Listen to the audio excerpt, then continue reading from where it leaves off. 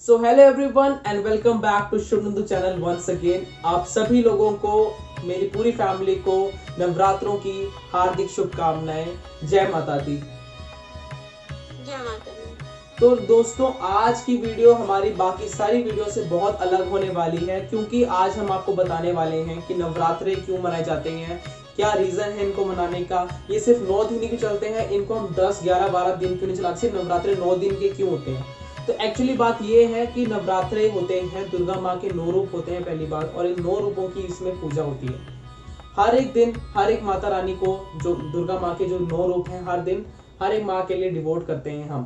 तो पहला दिन जो है वो है शैलपुत्री माता के लिए, जिनकी बहुत एक, हर एक माता की अलग अलग स्टोरी है। एक वो है कि इनकी पूजा करने से क्या मिलता है, क्या होता है। तो आइए हम जानते हैं शैलपुत्री माता के बारे में। तो पहला दिन होता है शैलपुत्री माता का, और इनका नाम शैलपुत्री इसलिए पड़ा क्योंकि इन्होंने जन्म लिया था पर्वतराज हिमालय के घर। एंड इनके राइट हैंड में होता है त्रिशूल एंड लेफ्ट हैंड में होता है एक कमल। और जिनकी स्टोरी है अब हम वो भी जानते हैं। हाँ, तो जैसे हमने बताया आपको कि हर एक माता रानी की अलग कथा होती है, एक स्टोरी होती है। तो आइए उस पे चलते हैं। तो आप सभी को पता है माता रानी सती जी के बारे में, जिनका विवाह हुआ था शंकर जी से, मतलब जिनको हम कहते हैं शिव शंकर, शिवाय, बहुत नाम है इनके, तो शिव जी भी बोलते हैं। तो माता सती, जब हम शिव जी से उनका विवाह हुआ था, और उनके पिता का नाम था, माता सती के पिता का नाम था दक्ष, महाराज दक्ष। तो एक दिन क्या हुआ कि महाराज दक्ष जी ने एक अपने घर पे हवन रचाया, मतलब यज्ञ।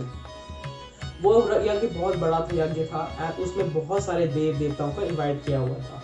न्योता कहते हैं जिसे, न्योता दिया हुआ था बहुत सारे देवताओं और देवियों को। बट उसमें हुआ क्या कि उसमें उन्होंने 2 लोगों को नहीं किया इनवाइट, जो थे शिव जी और उनकी बेटी सती जी।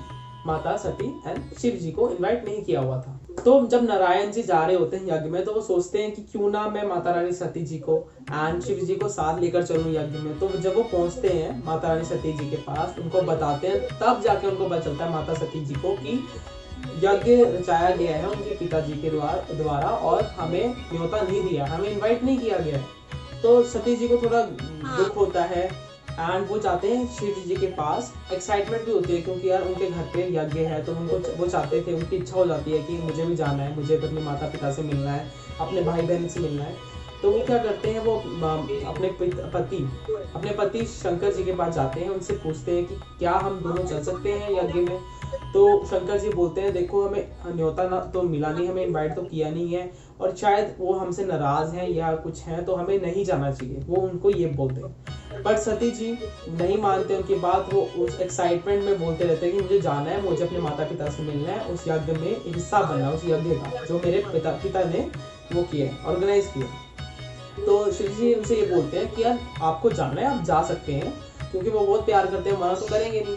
तो वो कहते हैं कि आप जाना चाहते हैं तो आप जाइए, बट ध्यान रखना, अगर आप वहाँ पे अगर आपकी रिस्पेक्ट नहीं की गई तो आप उसका बुरा मत मानना, और आप ध्यान से जाइए और ध्यान से आ जाइएगा, ठीक है।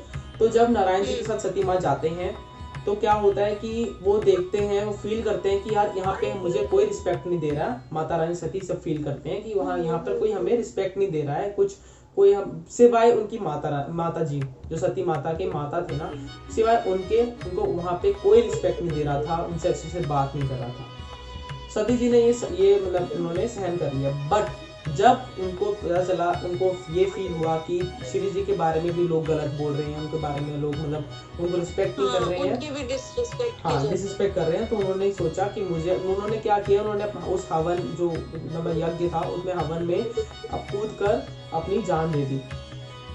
उसके बाद उनका जो जन्म हुआ, जो दूसरा जन्म हुआ, वो हुआ एज शैलपुत्री माता के नाम। शैलपुत्री। हाँ जी, जो आपको नंदी बताएंगे कि उनका कहाँ जन्म हुआ था, जैसे उन्होंने पहले बताया था। शैलपुत्री के नाम से पर्वतराज हिमालय के घर पर। हाँ, तो इसी कारण उनका नाम पड़ा शैलपुत्री माता रानी। तो इनकी हम अगर अभी पूजा करते हैं, हम पहले नवरात्रि में जब पूजा करते हैं इनकी, तो क्या होता है, हमारी लाइफ में स्थिरता आती है, हमारी लाइफ बैलेंस हो जाती है। हमारे जो चक्र होते हैं ना, जैसे शक्तिमान के चक्र नहीं होते, हम देखते थे पीछे चक्र होते हैं, ऐसे हर एक इंसान में चक्र होते हैं, वो सारे एक्टिव हो जाते हैं। वो मतलब क्या कैसे एक सिंपल वर्ड में बोलना तो ऑन हो जाते हैं, वो जो ऑफ रहते हैं, और सिंपल लैंग्वेज में बोलते तो हमें इस और हमें जो एक चंद्र से जो हमें वो होते हैं ना, दोष होते हैं, चंद्र दोष होते हैं, वो भी हमारे खत्म हो जाते हैं अगर हम शैलपुत्री माँ का मन लगाकर उनकी पूजा पाठ करें। तो ऐसे ही बाकी 8 देवियों की भी एक स्टोरी है, उनका एक रीजन है कि क्यों क्या हुआ, कथाएं हैं, तो हम सब जानेंगे। आप बने रहिए हमारे साथ इस सीरीज में जो कि है नवरात्रि सीरीज, एंड हम आपको सारी इन्फॉर्मेशन देते रहेंगे। And this is very important guys, हम पता होना चाहिए कि हम क्यों मना रहे हैं नवरात्रि, हम क्या इसका महत्व है, तभी हम इसको रिस्पेक्ट दे पाएंगे, तहे दिल से हम इसको मना पाएंगे। क्योंकि हमें पता होता है दिवाली क्यों मनाते हैं, होली क्यों मनाते हैं, तो हमें नवरात्रों के बारे में पता होना चाहिए, क्योंकि ये एक किस्म का त्योहार ही है।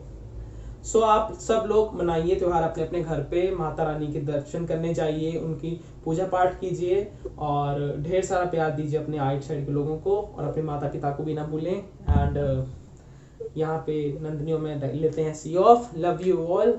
जय माता दी। जय माता दी।